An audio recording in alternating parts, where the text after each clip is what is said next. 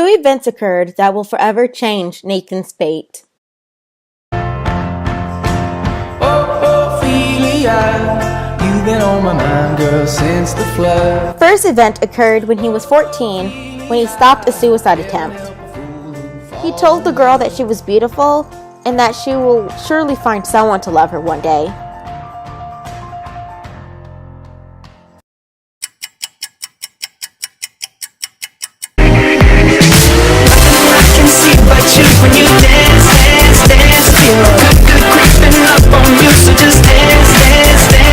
Nathan is a very lucky guy. He has a mother who's stunning and brave, a dad who has the coolest job ever, a large family that loves him just as much as he loves them, and he also has a hot cheerleader girlfriend that he's been dating since they were in the 7th grade. He knows that people say that puppy love doesn't last, but he's sure they can make this work. Suddenly, Nathan spotted a bully and saw this as the perfect opportunity to impress Regina. At the request of his father, Nathan has taken a lot of martial arts classes and is now a black belt. You gotta be strong to protect the women of your life. Sadly, Regina was not impressed and felt Nathan was making a scene. Suddenly, the girl that Nathan saved a year ago arrived at his school. Her name was Ophelia. Nathan was never the type of guy that has felt lust, but Ophelia was making him think nasty thoughts. She was really attractive when she wasn't having a mental breakdown. Worse, his cousin Vincent could see it in his eyes and was mocking him, saying that Regina was going to kill him. As a sign of gratitude, Ophelia and her foster family took Nathan and his family out to dinner at a Japanese restaurant.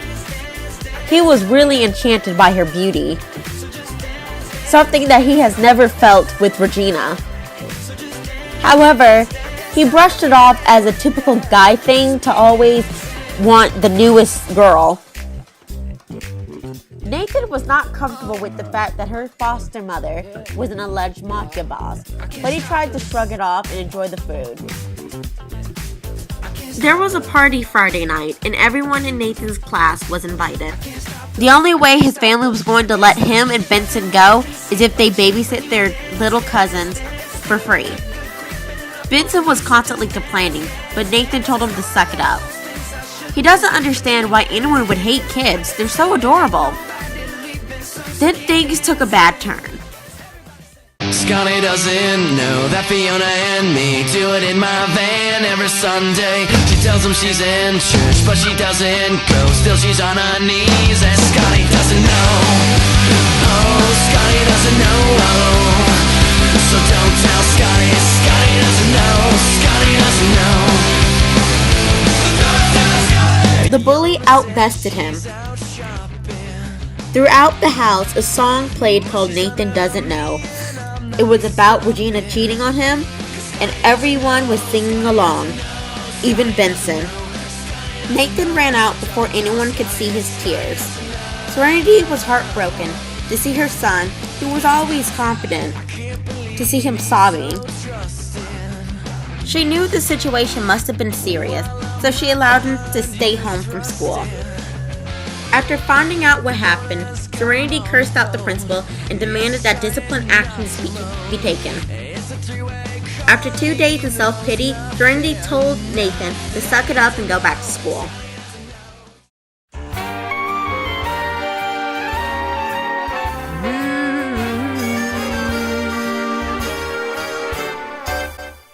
Well, Nathan didn't have to worry about being the laughingstock of the school. Somebody knocked out Regina, and she woke up looking like that.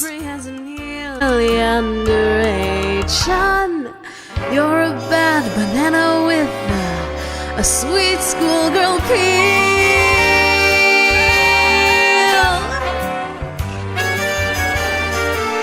Just face the music.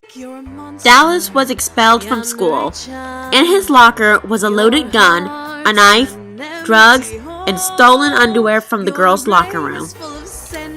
Nathan, despite hating the motherfucker, believed Dallas when he said that he did not do it. There was something cold and deadly in Ophelia's eyes. Even if her makeover was giving him an erection, he was convinced that she's a dangerous person. You better watch out, she's gonna get you.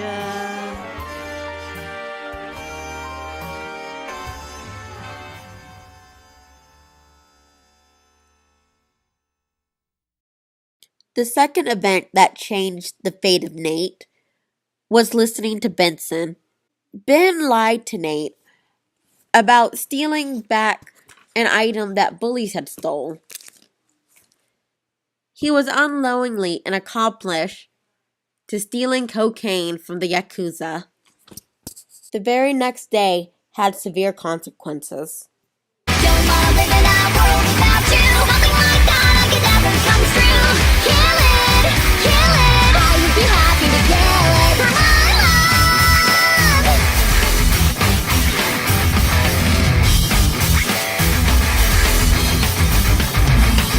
Nathan was really upset that he couldn't tell his parents the deep shit he was in, so he made up a lie as to why he wasn't answering his phone.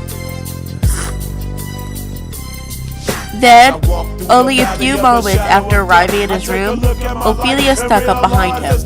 Before he could scream, she proposed a deal. Be her boyfriend and she'll protect Nate with her life. He didn't have much of a choice. Nate figured that if Ophelia was able to disguise herself and break him out of jail with ease, that he'd be safest in her hands. And he was right. The very next school day, a third friend got killed in the bathroom. Ophelia disposed of the assassin, then stole his phone to reveal the second assassin. She poisoned a substitute teacher's food. Then, after the cops held the students there for hours, a fourth friend was shot dead and Nathan was kidnapped by a van. Ophelia was not happy.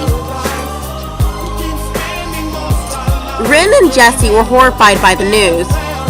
A teen was kidnapped. There was a chase between the kidnapper's van and a mysterious person on a motorbike. They were having a shootout, but thankfully no bystanders were injured. Then the cyclist jumped onto the van, shot the van ceiling window open, and took the wheel, opening the car door to let the driver's corpse hit the road. The police were chasing the van until the van drove off the road and landed in the river. Jessie called up Destiny because that's the road she takes to pick up the kids from school. Then there was a knock at the door. Jessie and Wynn were shocked to see Nathan dripping wet with Ophelia in a bikini. Nathan told the guys the truth in order for them to be their alibi. Despite not being happy about the situation, Ren and Jesse agreed. It's not like the police can help. Then the news switched to another news story. A fifth friend of Nathan's was found dead in his own pool. Life comes at you fast. Nathan and Benson were at the funeral for their lost friends, and Nathan yells at Ben that it was all his fault.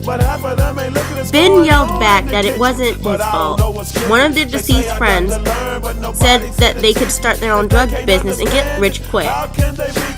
Nate was so mad at how stupid Ben was.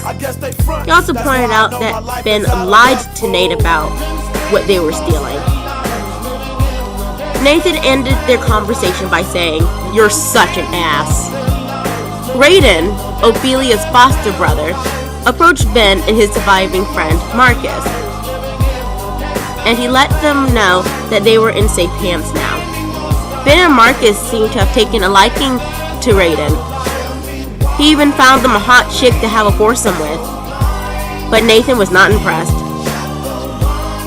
That afternoon, the Bishop family went to a water park to make the boys feel better about their friends dying. However, Destiny is not throwing Nathan a pity party. She knew they did something. She was also convinced that Ophelia was a dangerous person. There was something about her that was disturbing and familiar. and another hitman bites the dust. Coming back from the water park, Destiny and Natasha were at the library trying to do some research on Ophelia. Later that night, Ophelia got the best of Nathan. That sexy red lingerie was making him think with the head between his legs. Well, Serenity caught him getting an old-fashioned. Dad was wondering why there's a girl in his house without their permission. Ophelia was just giggling and complimenting Nathan's quote-unquote man carrot. She instantly got kicked out. Then she snuck back in to kidnap Nathan. Then Destiny found the smoking gun. Ophelia's biological mother was Stephanie Huntington, Emily's twin sister. When Destiny called Serenity about the news, it was too late. Serenity was sobbing about how Nathan disappeared. While Nathan was held hostage in Jack's old mansion, Ophelia told her sob story. Stephanie was raped by her stepfather. She got him thrown in jail, but she ended up pregnant. Jack seemed to be the only person who encouraged her to keep Ophelia. Skip 14 years later, and life seemed pretty good for Stephanie, married with 3 daughters. Then Akuma broke out of prison and ordered for the whole family to be slaughtered. Ophelia was the lone survivor. Feeling so alone in the world, Ophelia wanted to drown herself, and the rest is history. Nathan felt bad, so he wanted to do something to make her feel better. Waited long enough, hate or love we can't say, one and all the same, madness, no shame, all this tragedy, right down to my last breath. Logan to the rescue! But then he got a call from Serenity's phone, but it wasn't Serenity. Emily had broken out of jail and is keeping Serenity and Destiny safe. Safe against their will. Nathan assures Logan that he's in safe hands now, so Logan went off to fracture Emily's skull. But then Akuma, the Yakuza boss himself, appears. Ophelia tries the best she could to fight him off, but she was outmatched. He left Ophelia bloodied and told her to prepare for a death battle within 24 hours or he will chop Nathan into bits. Then he kidnapped Nathan and drove off. Vincent somehow found out that Marcus sold them all out to be part of the Yakuza. He carried out his own due process. Everyone got to the mansion to discuss Akuma. Ryu revealed that she and Akuma have powers. Not only can they talk to spirits and use the spirits' powers, but they have superhuman strength, superhuman speed, and superhuman endurance. Ryu is convinced that her children and Ophelia have inherited those abilities. Ryu also has reasons to believe that Akuma plans to kill Ophelia and take her soul so he can grow even more powerful. Hence, Ryu suggested that Ophelia makes deals with as many spirits as possible to prepare. However, when the time came for Ophelia to face Akuma, Emily knew that she was not prepared, not without the spirit of the tragic clown to protect her. While out of jail, Emily learned to become a witch. She found Ophelia just before Akuma could kill her and used her powers to give the tragic clown to Ophelia. Then, with her newfound strength, Ophelia easily overpowered Akuma and sliced his head off. His evil reign was over, revenge has been sought, and her family can now rest in peace. Despite being incredibly scared of her, Nathan admired Ophelia so much more. She risked her own life to save him, and he could never be able to repay her for such a blessing. He asked her out to prom, and she asked him if he likes kids, because she's pregnant.